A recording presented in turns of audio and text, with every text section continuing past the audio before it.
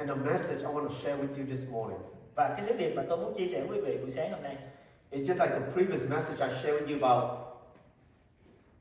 God's grace perfect the work that we do. là cái ân điển của Chúa nó trọn vẹn qua những cái công việc mà chúng ta làm. Joseph did just that. Through grace, he perfected the love for Mary. Và qua chúng ta thấy là ông Joseph cảm nhận được cái ân điển của Chúa qua những việc Chúa làm cho Mary. And I want to continue the message of grace this morning to you. Và tôi muốn tiếp tục chia sẻ về cái sứ điệp ân điển của Chúa buổi sáng hôm nay. Because I believe grace is the motivation, is the power that we continue to this day in faith. Và tôi tin chắc rằng bởi vì cái ân điển của Chúa là cái động lực để cho chúng ta có thể tiến bước trong tiến trình đức tin của chúng ta hôm nay. Because I believe where you are today without grace, you would not be here today. Và tôi tin rằng nếu mà không có ân điển của Chúa thì chúng ta không thể nào ngồi ở đây buổi sáng hôm nay. And I believe that grace is perfect in our weaknesses. Và tôi tin rằng ân điển của Chúa thật trọn vẹn cho chúng ta khi chúng ta có những sự yếu đuối. And I share that with you in the message that Paul has shared that to us. Và tôi sẽ chia sẻ với quý vị qua cái câu chuyện của sứ đồ Phaolô, ông nhận được cái ân điển của Chúa. And let us turn to the scripture. Xin chúng ta cùng mở ra ở trong Kinh Thánh 2 Corinthians Cô-rinh-tô thứ nhì chapter 12, chương 12 verse 5 through 10. câu số 5 đến câu số 10.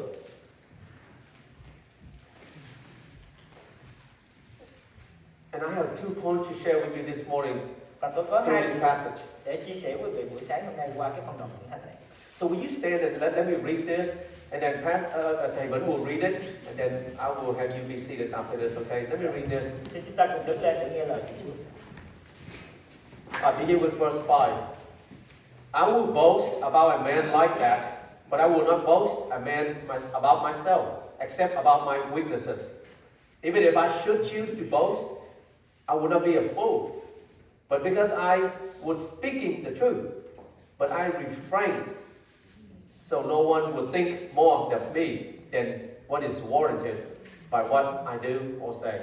Or because of what these surpassingly great revelation. Therefore, in order to keep me from becoming conceit, I was given a thorn in my flesh, a messenger of Satan to torment me. 3 times I pleaded with the Lord to take it away from me. But he said to me, my grace is sufficient for you, for my power is made perfect in weakness. Therefore I will boast all the more gladly about my weaknesses, so that Christ's power may rest on me.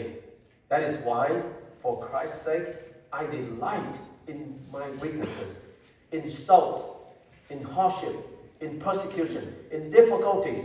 For when I am weak, and I am strong. Cô-rinh-tô nhì chương 12 câu số 5 đến câu số 10. Về người đó tôi sẽ khoe mình, nhưng về chính mình tôi không khoe, chỉ khoe về sự yếu đuối của tôi mà thôi.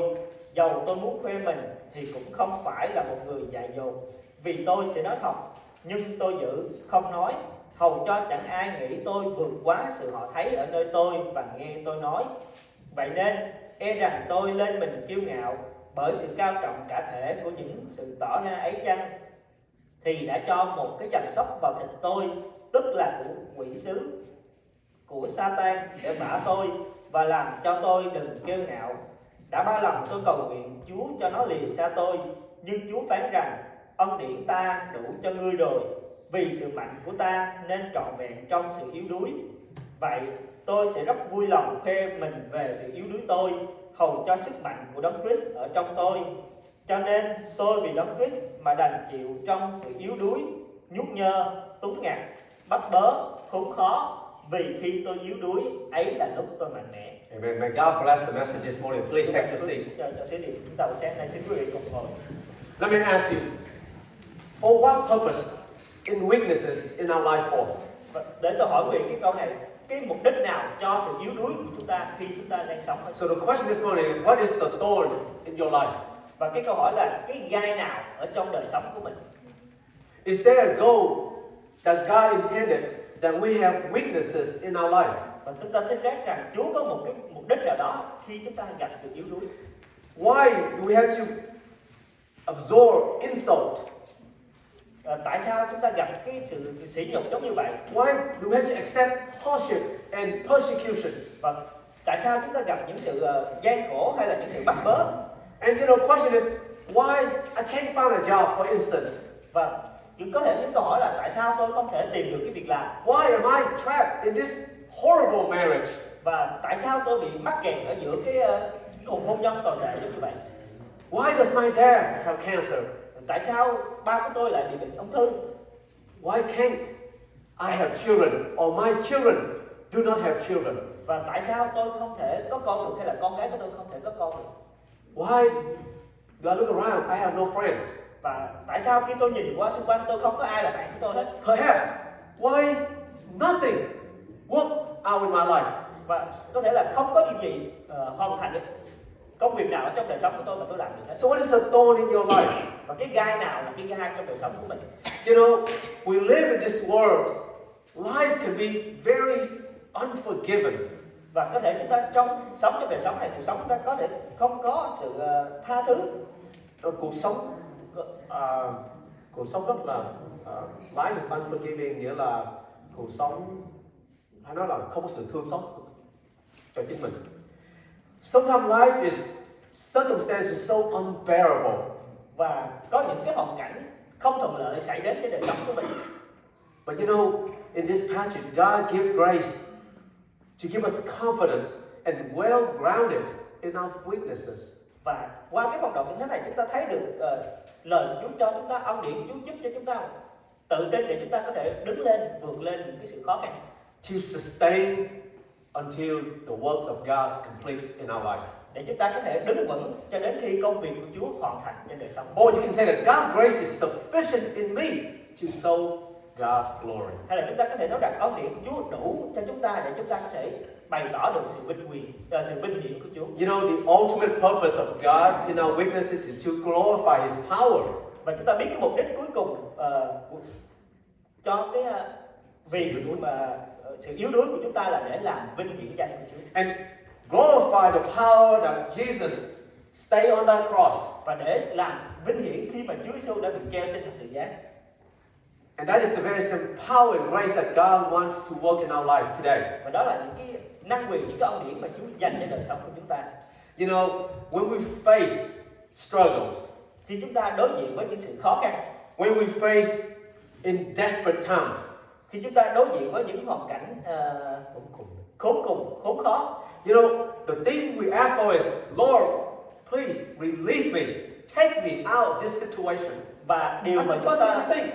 thường nghĩ, điều mà chúng ta nghĩ đầu tiên là Chúa ơi xin hãy đem con ra khỏi cái hoàn cảnh này. And we think that is the right thing to pray. Và chúng ta nghĩ rằng đây là cái điều mà đúng đắn khi chúng ta cầu nguyện.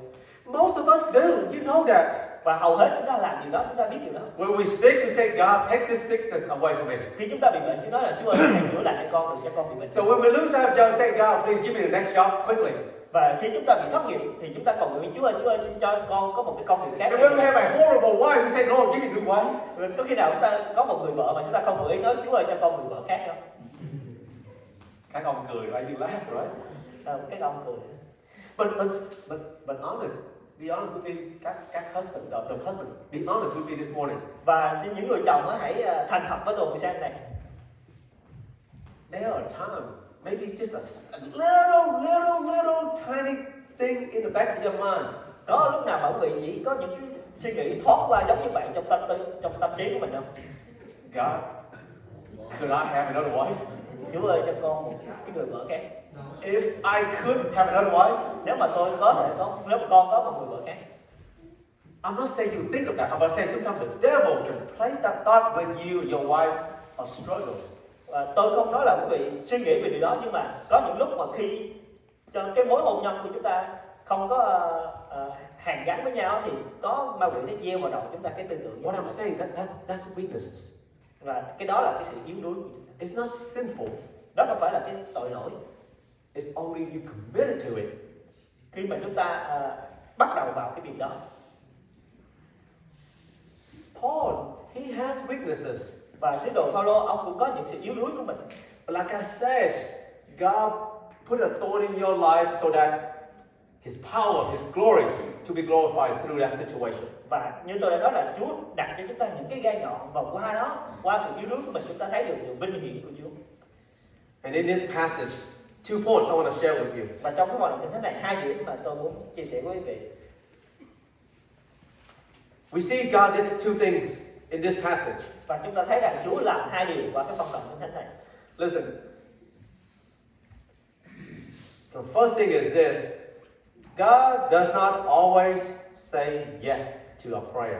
Và To cái điều, our prayers or Paul's prayer. cái điều thứ nhất là Chúa không phải lúc nào cũng nói đồng ý qua những cái điều mà chúng ta cầu nguyện, hay là sứ đồ Phaolô ở đây. You know, you would think Paul, anything he prayed, he gets it, right? Và chúng ta có thể tưởng tượng rằng sứ đồ Phaolô, những gì ông cầu nguyện là Chúa đều trả lời cho ông hết. Man, he's the man of God. Ông là một người của Đức Chúa Trời. He meets God.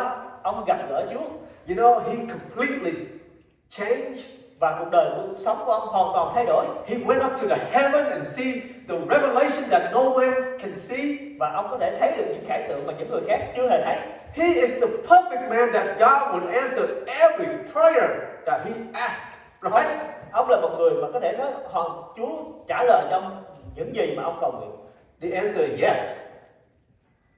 Và câu trả lời là đúng như vậy. God answered Paul's every prayer.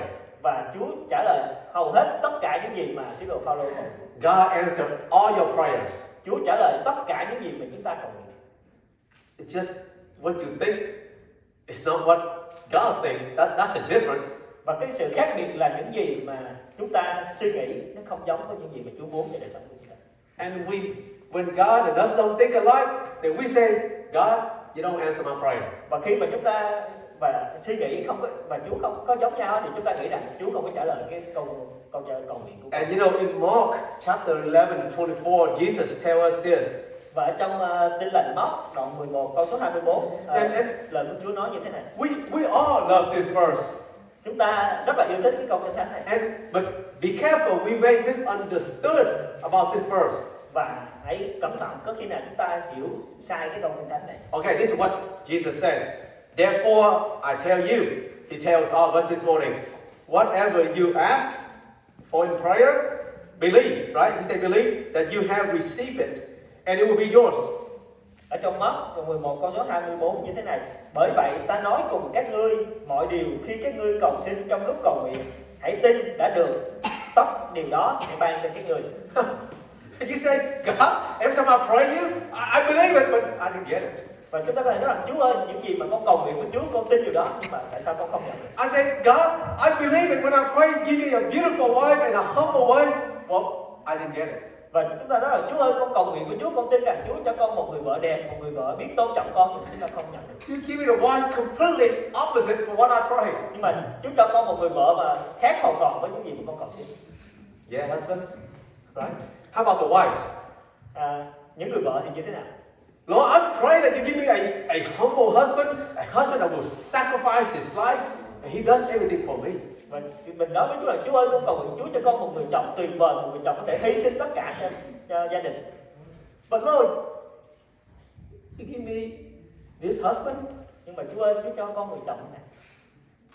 Lord, you didn't answer my prayer. Chúa ơi, Ngài không trả lời lời cầu nguyện của con. He did. Nhưng mà Chúa trả lời. You know, Paul in verse 8, he pleaded 3 times.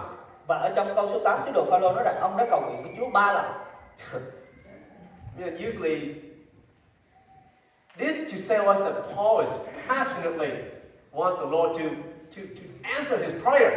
Và qua đây chúng ta thấy rằng ông Phaolô, ông đã cầu nguyện với Chúa một cách rất tha thiết để xin Chúa Ngài trả lời cái lời cầu nguyện của ông. Because the thorn he had in him is hurting him and it's painful, it's miserable. Và bởi vì những cái gai nhọn mà Chúa đặt trong đời sống của ông, nó làm cho ông cảm thấy rất là đau đớn. Lord, please take it away. Ông nói là, Chúa ơi, xin hãy đem những cái gai nhọn ra khỏi con. In this passage, God did. Nhưng mà trong cái phong đoạn kinh thánh này, Chúa đã làm. You may say, no, God did not take the thorn away from Paul. Có thể quý vị nói rằng không, Chúa đâu có đem cái gai nhọn ra khỏi Phaolô đâu. Well, I will prove that later on today. Nhưng mà tôi sẽ chỉ ra cái điều đó sau này. Like I said, when we have a broken heart, when we have someone had disease in a family, when we have a personal failure, we tend to run away. We have doubt. Và khi mà chúng ta có những cái thất bại trong đời sống của mình, những đời sống của chúng ta bị thất bại thì chúng ta thường có những sự nghi ngờ. But Jesus said that, continue to pray. Nhưng mà Chúa nói là hãy tiếp tục cầu nguyện đi. Don't give up, right? Đừng có bỏ cuộc. Paul did just that. Và sứ đồ Phaolô đã làm cái điều đó. And in Luke chapter 18 verse 1, again, Jesus teaches his disciple this. Và ở trong Luca đoạn 18 thì Chúa nói với các môn đồ như thế này. Then Jesus told his disciple a parable to show them that they should always pray and not give up. Ở trong Luca đoạn 18 câu số 1 thì Chúa Giêsu phán cùng môn đồ thí dụ để tỏ ra rằng phải cầu nguyện luôn, chớ hề mệt mỏi. 3 times he asked the Lord to take the thorn away from him. Và 3 lần sứ đồ Phaolô đã cầu nguyện để Chúa đem cái gai nhọn ra khỏi đời sống của mình. How many times you have prayed the Lord to take the thorns out of your life? Bao nhiêu lần chúng ta cầu nguyện để xin Chúa đem cái gai ra khỏi đời sống của mình? How many times that you do that because you don't count on God's grace to give you strength? Bao nhiêu lần chúng ta cầu nguyện mà chúng ta không đếm ân điển của Chúa dành cho chúng ta? The reason we want to get out of it because we can't take it, right? Cái lý do mà chúng ta muốn ra khỏi cái điều đó là bởi vì chúng ta không có chấp nhận được cái điều đó. We can't sustain it. Chúng ta không có chịu đựng được. That's why we pray to get out of it. Đó là lý do mà chúng ta cầu nguyện để Chúa đem chúng ta ra khỏi điều đó. Paul same way.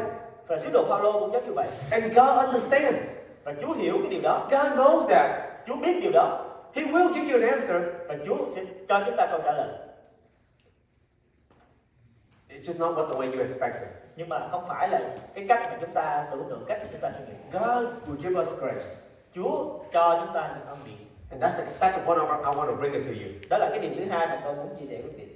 And when He gives you grace, that means He answers your prayer. Khi mà Chúa cho chúng ta ân điển, đó là Chúa trả lời cái lời cầu nguyện của chúng ta. Point number 2 is that God gives grace for greater purpose. Và cái điều thứ hai là Chúa ban ân điển cho chúng ta để bày tỏ cái mục đích vĩ đại của Chúa. I told you, in your life circumstances, trouble and hardship, grace will be given for the result is that to honor and glorify God. Và như tôi đã nói về khi mà chúng ta đối diện với những hoàn cảnh khó khăn và ân điển của Chúa ban cho chúng ta để chúng ta làm vinh hiển danh của Chúa. Again, grace is the motivation, is the motor that push you forward. Và ân điển của Chúa là cái động lực để chúng ta có thể bước lên. You know, grace is like, again, I'm just going to use this the best I know how. Grace is like a cushion. When you trip and fall, you fall not on the floor, but you fall on a cushion. Và như tôi muốn làm cái ví dụ là ân điển giống như là một cái miếng nệm đó. Khi mà chúng ta bước xuống, chúng ta sẽ ngã, nhưng mà chúng ta không có ngã ở trên cái gạch, nhưng mà chúng ta sẽ ngã trên cái miếng nệm. You know, grace is like God say, keep your mouth shut when you really want to say something that is maybe not inappropriate. Và ân điển của Chúa giống như là Chúa dắt chúng ta hãy là giữ sự im lặng khi chúng ta muốn nói một cái điều gì đó mà không đúng, không đẹp lòng Chúa. Grace is like you push you over the finish line when you come so close, you want to kneel down and give up. Và ân điển của Chúa là cái động lực để đẩy chúng ta bước tiếp, để chúng ta bước qua cái vạch đích khi mà chúng ta gần tới và chúng ta muốn bỏ cuộc. And I love this pastor remind that grace is when that widow give 2 coins at the temple. Và tôi nhận được cái bài học qua cái người phụ nữ mà dâng 2 cái đồng xu ở trong đền thờ. See, grace motivates her to give those 2 pennies, 2 coins that she had. Bà có cái động lực để bà dâng hết những gì bà có, chỉ có 2 đồng xu. So let me tell you this: the Lord did take the thorn out. Và để tôi nói vậy là Chúa đã đem cái gai ra khỏi sứ đồ Phaolô rồi. In verse 9. Ở trong câu số 9.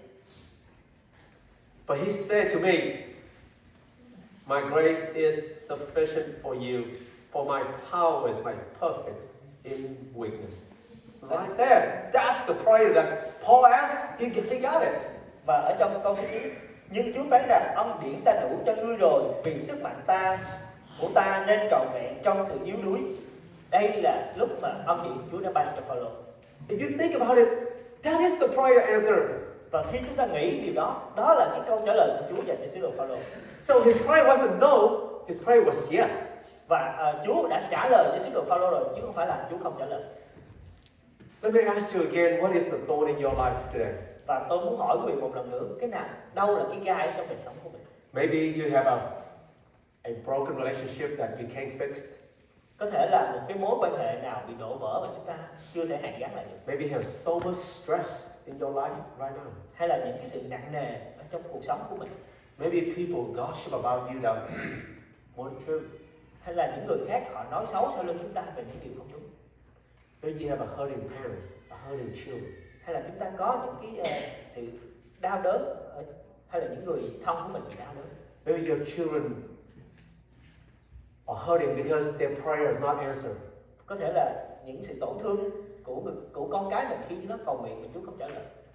Maybe money is your problem right now. Hay là tài chính là cái nan đề chúng ta đang đối diện bây giờ. Don't pray the Lord to get you out of that. Đừng có cầu nguyện là Chúa ơi hãy lấy con ra khỏi cái điều đó. But pray that in the end, God honor, God glories will shine through that. Và chúng ta hãy cầu nguyện rằng qua những điều đó thì vinh hiển của Chúa được bày tỏ. Grace is to give us the strength to show God's power later on in that purpose. Và ân điển của Chúa sẽ giúp cho chúng ta có sức mạnh để chúng ta có thể bày tỏ được sự vinh hiển của Chúa qua những cái mục đích mà Chúa đặt trên đời sống của mình. You know, Rick Warren say this, Pastor Rick Warren. Và ông mục sư Rick Warren đã nói như thế này. People are always more encouraged when we share how God's grace help us in weakness, rather than when we brag about our strengths. Ông Rick Warren đã nói như thế này. Một người sẽ luôn được khích lệ nhiều hơn khi chúng ta chia sẻ về ân điển của Chúa đã giúp cho chúng ta trong sự yếu đuối hơn là khi chúng ta khoe khoang về điểm mạnh cá nhân của mình. Amen. Ta có đồng ý với điều đó không? The situation you're in right now Cái hoàn cảnh nào mà chúng ta đang đối diện is hard to bear. rất là khó để chúng ta có thể đối diện được, chịu đựng được. But through that, people are more encouraged by faith. Nhưng mà qua đó những người khác sẽ được khích lệ bởi đức tin của họ. And through that, you help them to strengthen their faith to continue with their life. Và qua đó chúng ta có thể giúp anh em mình đứng vững hơn trong đức tin. Not when you brag about how faithful you are, how strong you are as a Christian. Hơn là những gì mà chúng ta khoe bằng chúng ta là người tin Chúa mạnh mẽ như thế nào. That you never fail. Và chúng ta không bao giờ bị vấp ngã. That all your prayers always answered. Và những lời cầu nguyện của chúng ta lúc nào Chúa cũng trả lời. That your family is always blessed and wonderful things always happen in your family. Hay là gia đình của chúng ta lúc nào cũng được Chúa ban phước, lúc nào cũng có sự vui vẻ. But through weaknesses, God received the greatest glory, Nhưng mà not through your strength. qua sự yếu đuối của chúng ta, Chúa sẽ ban sự vinh hiển của Chúa sẽ được bày tỏ. I want to share you a sad story, true story by a pastor shared this. Và tôi muốn chia sẻ về một cái câu chuyện thật. There's a pastor tell that his friend named Rick. Có một người sư chia sẻ là một người bạn của ông tên là Rick. And he has a daughter 10 years old, Emily. Và ông có một người con, người Rick có một người con tên là Emily. You know, she broke her legs on a vacation trip doing a ski sloping. Và cái người con này bị gãy chân khi mà đi trượt tuyết ở trên sườn núi. So on the way home, Và trên đường về nhà, so they put her in the back seat of the SUV. và họ để cô nằm ở cái băng ghế phía sau trên chiếc xe And SUV. then they taped up her wound. Và để cho cô có được nằm nghỉ ngơi cái thoải mái và Gắn bó để bó cái vết thương cái chỗ gãy. And then Rick's wife, her name is Jody, and one of the toddler sit in the back with Emily. Và một vợ của Rick tên là Johnny và một người con nhỏ nữa ngồi ở phía sau với And as Rick driving home from the vacation, và khi ông Rick ông chạy xe về nhà sau cái chuyến đi, you know, he was thinking about, you know, what he planned to do next for the family, and he thinking about, you know, how, you know, his daughter is hurting right now during vacation.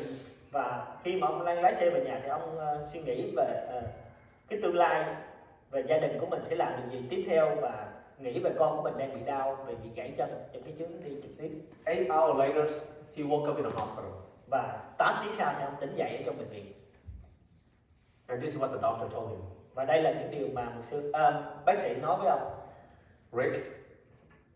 Rick, you had an accident on the way home. Anh bị một cái tai nạn khi mà anh đang lái xe về nhà.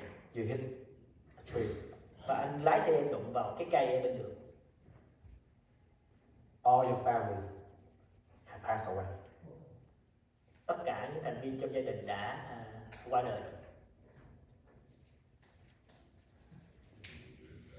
Rick was struggle with this. Và Rick có thể là gặp cái vấn đề về cái chuyện này. And later on, his pastor asked him, Rick, have you ever struggled and doubt God's love for you and your family? Và một mục sư đến hỏi ông có bao giờ ông nghi ngờ về tình yêu của Chúa dành cho ông và gia đình của ông không? He said that he did not doubt God's sovereignty. Và ông nói rằng tôi không có nghi ngờ về cái hoàn cảnh mà Chúa đặt cho tôi, cái sự tể trị của Chúa. But he had doubt. He said, why God did not take me with them? Và nhưng mà tôi nghi ngờ, tôi hỏi rằng tại sao Chúa không đem tôi về với Chúa? And the pastor said that is the thorn that God grace shine through you. Và mục sư nói rằng đây là cái gai mà Chúa đặt để và Chúa muốn qua điều đó vinh hiển Chúa được bày tỏ. Another testimony I want to share is this is from a friend of mine at Chick-fil-A. Và một cái câu chuyện mà tôi muốn chia sẻ đây là một người bạn của tôi tại Chick-fil-A. Debbie is about 54 years old, a wonderful and loving customer. Và Debbie là một cái người khoảng 54 tuổi, là một người khách rất là dễ thương, rất là thân thiện ở Chick-fil-A. And a year ago, she shared me that Danny, I have a tumor in my brain. Và một năm trước thì cô chia sẻ với tôi là tôi có những cái ung bướu ở trong não của tôi. And she went to the doctor to do many tests and get ready for surgery. Và cô đi bác sĩ rất là nhiều lần để làm xét nghiệm về cái vấn đề này. And she asked me to pray, and we prayed together. And she cried many times, and I asked my wife to pray for her too. Và cô tâm sự với tôi và chúng tôi cầu nguyện rất là nhiều lần và tôi cũng nói với vợ tôi và cầu nguyện cho cô. I want to give her a party, a baby friend party, but because her condition, she doesn't want to celebrate yet. Và tôi muốn gửi cho cô một cái buổi tiệc, nhưng mà cô nói là cô chưa có muốn làm cái điều đó. She said after my surgery done, then we're gonna celebrate. Và cô nói rằng sau khi mà cái cuộc phẫu thuật của tôi được hoàn tất, tôi sẽ làm cái điều đó. While waiting for surgery, và khi mà cô chờ đợi đến cái cuộc phẫu thuật, many times she told me, rất là nhiều lần cô nói với tôi, she said, Daddy, I don't know why God placed me in this situation. Và cô nói với tôi là Daddy, tôi không biết là tại sao Chúa đặt tôi trong cái hoàn cảnh giống như vậy. I'm very scared. Tôi rất là sợ hãi. I don't know I will make it. Tôi không biết là tôi có thể vượt qua được hay không. But I know that through this situation, I want to honor and glorify the Lord. Nhưng mà cô nói với tôi rằng qua cái hoàn cảnh của tôi muốn Chúa được vinh hiển. She said, I'm waiting to get surgery. Và cô nói rằng tôi chờ đợi cái cuộc phẫu thuật này. I no longer fear. Nhưng mà tôi sẽ không có sợ hãi nữa. If I don't get to celebrate party with you, Daddy, God still be honored. Wow. Và cô nói rằng nếu mà tôi không có thể tham gia cái buổi tiệc chung vui với tôi thì Chúa vẫn được vinh hiển. 2 weeks ago, I saw her at the mall. Và 2 tuần trước thì tôi gặp lại cô ở mall. She ran to me and gave me a hug. Và cô chạy đến với tôi và ôm tôi.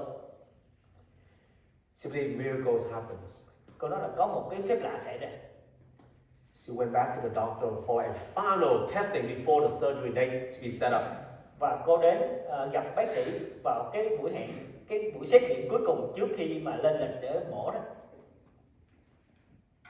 The doctor, the X-ray, the scan, they cannot find that tumor in her brain. Và cái sự chuẩn đoán của bác sĩ, cái sự chụp X-ray và cái chụp hình, nhưng mà họ không tìm thấy được một cái dấu hiệu nào của hai cái cục bướu đó. That's the celebration I want to share with the church, my friend Diệp. Đó là cái điều mà tôi muốn chia sẻ với quý vị, bạn của tôi, cô Diệp. It's very real.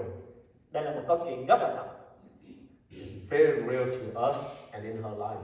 Và đây là một câu chuyện thật cho chúng ta, cuộc đời của cô. She told me, by grace, that she can sustain, and God, through that, receive all the honor and glory.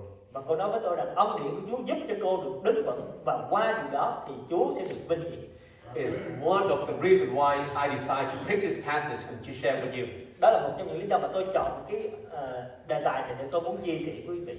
Last thing I want to share with you is this beautiful song from Annie Johnson. Và cái điều mà tôi muốn chia sẻ với quý vị cuối cùng của sáng nay là một cái lời bài hát rất là hay của cô Annie Johnson. Through trials, through hardship, this is what she wrote. Qua những cái thử thách, qua những cái khó khăn thì đây là những gì mà cô đã viết. I'll read it in English and you give me something. One by one. I'll read the whole thing. Okay. All right.